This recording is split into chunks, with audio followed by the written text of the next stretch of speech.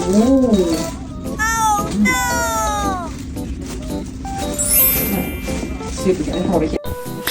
mga kasisi, ako nga pala si Mami Gina, isang asawa, nanay, kapatid, kaibigan dito sa Canada. Paano nga ba si Baby Zion? Ito nga pala yung 6-month-old regular check-up niya. Share ko lang guys, kahit di kayo nagtatanong. Ang hirap makahanap ng doctor dito sa Canada, lalo na dito sa British Columbia. Buti na lang day off ng asawa ko today at may time siyang ihatid kami sa family doctor namin kung saan yung office niya sa downtown. So this is downtown Kamloops guys.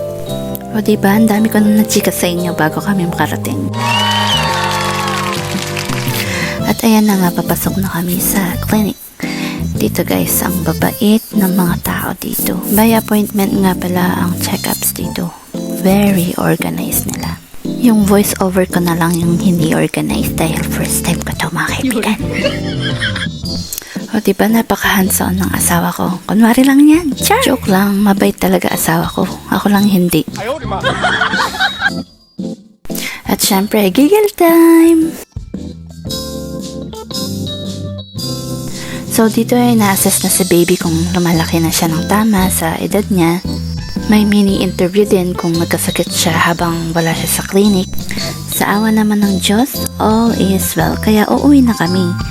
Nakikita niyo bang nagbayad ako? Syempre hindi. Libre dito guys. O paano ba yan? Iiwan ko muna kayo guys sa susunod nating kwentuhan.